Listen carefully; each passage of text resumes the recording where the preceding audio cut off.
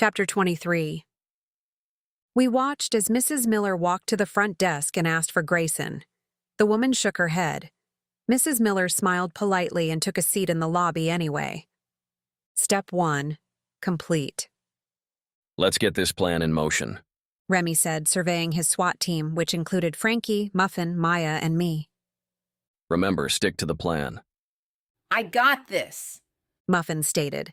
Just remember my Disneyland ticket you promised. You'll have it tomorrow. Muffin dashed inside. Her job was simple: destroy and cause havoc. Frankie and Maya, you're up. I'm so nervous. Frankie giggled as they slipped through the doors. Remy and I watched as they stepped to the front desk. Frankie bellowed in a loud, furious voice, demanding that the hotel refund his money. Maya played along, though not nearly as loudly. I had to hand it to Frankie. He really knows how to throw himself into a role. Mrs. Miller gave the couple a curious glance and then picked up a tourist magazine to leaf through. Glass shattered inside the building. Muffin. It's begun, I said. We should see security any moment. You do realize we could all end up in jail. Grayson won't press charges once he knows. A security guard ran through the lobby as another crash sounded. Mrs. Miller casually walked to the lobby restroom with the magazine tucked under her arm. A few moments later, she exited with a wisp of smoke trailing her. Steps 2, 3, and 4 are complete. I smiled and watched Mrs. Miller resume her station in the lobby. A window shattered above us, sending glass shards plummeting to the ground. Remy grabbed me and dodged to the side, narrowly avoiding the jagged glass. Look out below! Muffin shouted as objects launched out of the window. Everything from lamps to pillows were tossed. Nothing was left behind. Not even the TV. The front entrance was littered with debris in under a minute. Is that my room she's destroying? I asked, plucking a t-shirt from the debris. Yep, my shirt. I groaned and dropped it back into the debris. The fire alarm blared, sending staff and guests scurrying in every direction. Look, I said, pointing to the reception desk. The manager just picked up the phone. She must be calling the fire department. The alarm goes directly to the fire department. She's calling Grayson. I bet he'll be here soon. Guests poured from the building and huddled in the parking lot, camouflaging Remy and me. Frankie and Maya were still bellowing, Muffin was still tossing, and I was holding Remy's gun. His spare gun. He'd bestowed the great honor upon me of letting me see where he hides his guns in the trunk of his car. He'd emptied the spare gun of bullets before handing it over. Are you sure I need this? I asked. Do you see any other way of stopping Grayson or Fiona? We need to separate them. The only way that will happen is with force. Speaking of which, I watched as a car pulled into the lot, blocked by the growing crowd of guests and staff. A wailing fire truck pulled in after the car. The crowd scattered to allow the fire truck closer access, giving the car closer access as well. I glanced at the lobby one last time. Mrs. Miller was no longer there. Remy put his hand on my shoulder. Jet, it's time to put on your crazy face. As Remy and I dodged scurrying guests and firefighters to Grayson's car, I sent the text to Frankie, Maya, and Muffin to cease and scatter. Fiona stepped out of the car and had her eye on the hotel and fire crew. We surrounded Grayson before either of them knew what had happened. Remy? Grayson asked, perplexed until he saw the gun. Have you lost your mind? He growled until I held a gun to his back. Don't move, I shouted. Grayson stilled. Did he really think I was going to shoot him? I guess with both Remy and me masked in fierce scowls and wielding guns, one might never know. Tell Fiona to go ahead without you, I ordered. It's my hotel. Grayson argued. I have to make sure everyone is safe. They are. The fire was in a bathroom sink. How do you know? He asked, before the realization dawned. You could have burned down my hotel and killed someone. I still have time, I replied, pressing the gun harder. It's time to go. Head to the south parking lot. If you make any attempt to escape or fight, I will shoot. It seems a waste to kill you, so I might just shoot you in the leg. You remember what it feels like to be shot, don't you? Remy showed me where a bullet would cause the most pain. My voice sounded eerily calm, even to my ears. Of course, I had no intention of causing him pain, and I had no bullets to carry out my threat, but the lies were chilling nonetheless. Fiona turned to find Grayson surrounded. We blocked the guns with our bodies. Tell her to go ahead. Remy warned. Fiona, start assessing damages and make sure everyone is okay. I'll be there in a minute. Her eyes targeted mine as she spoke to Grayson.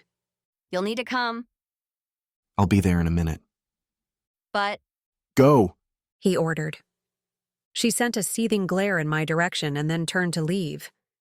There are witnesses. You won't get very far. Grayson said to us. Everyone is watching the firefighters and worrying about their luggage. Remy countered with a grin. I think we've wasted enough time. I nudged Grayson, and we were soon crossing to the quiet end of the lot. Why are you doing this? Grayson asked, shooting daggers my way. See Remy's car up ahead? Yes, I suppose you're going to abduct me now. There's someone in there that needs your help, I said. In case you haven't noticed, my hotel needs me right now.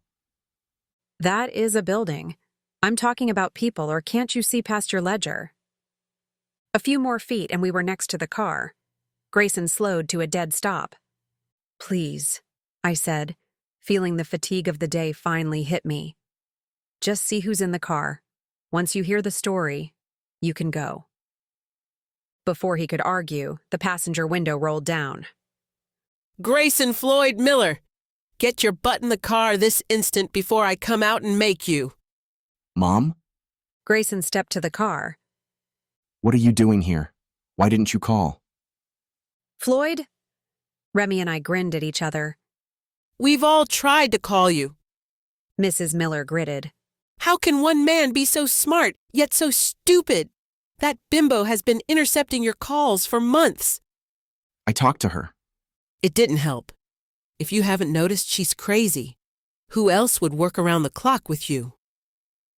Grayson ran his fingers through his hair. I've been so busy I hadn't noticed. I guess I'll have to let her go. He guesses. Let me take care of the hotel situation. We can grab a drink tonight. He offered, and then looked pointedly at Remy and me. I won't press charges.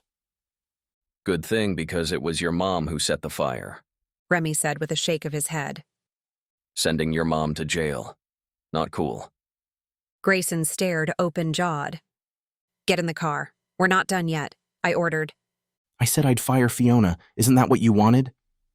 Once again, this isn't about Fiona or me, I snapped. Your brothers are being held hostage.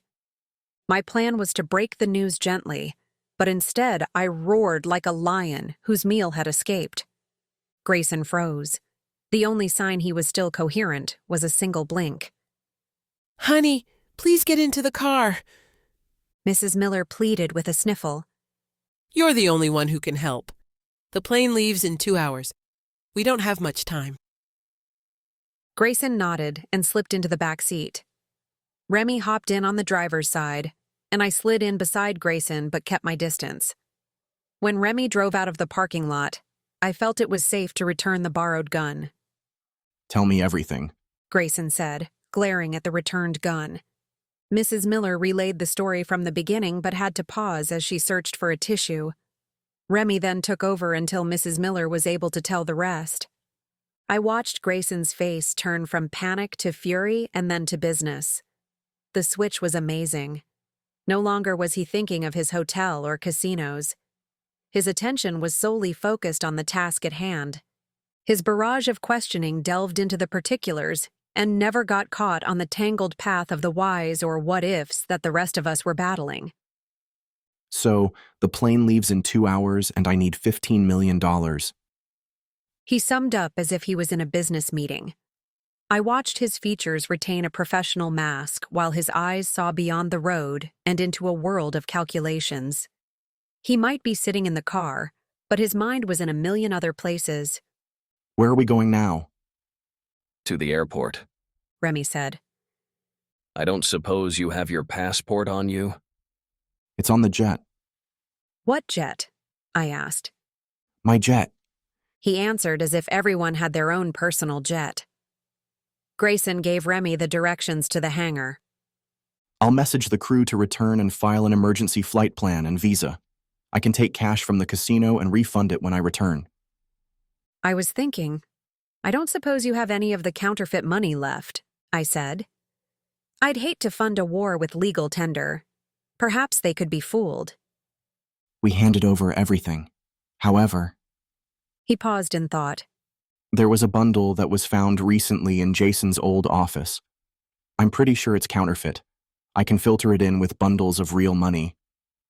We'll have plenty of time to do that on the plane. Mrs. Miller stated. We all gaped at her. You don't have your passport with you, and it could be dangerous, I said, knowing none of her boys would want her to risk her life. I'll stay on the plane. I'm not leaving Grayson to do this on his own. I'm going alone. Grayson stated. There's no reason to let anyone else come to harm. I'm going. I won't have all 3 of my sons held for ransom or killed. She insisted. And how would you stop that from happening when you can't leave the plane? He asked with a raised eyebrow. I'll be on the plane when you bring them back.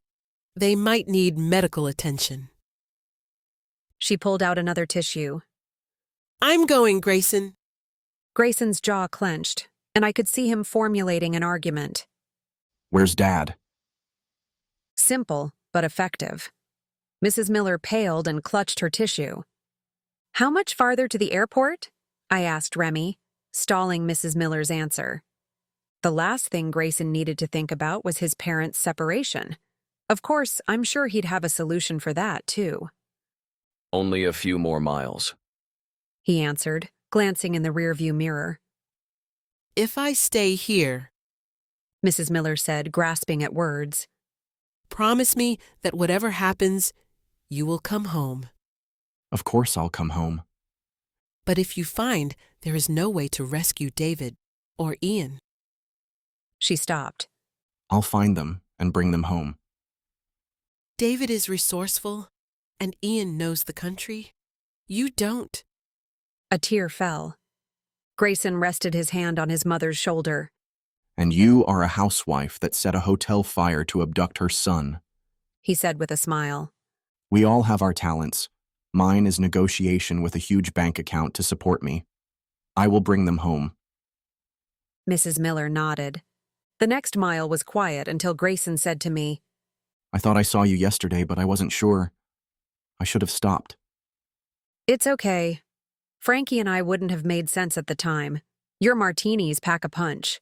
And we would have never figured out Ian's gate code without the taxi driver. Everything happened for a reason.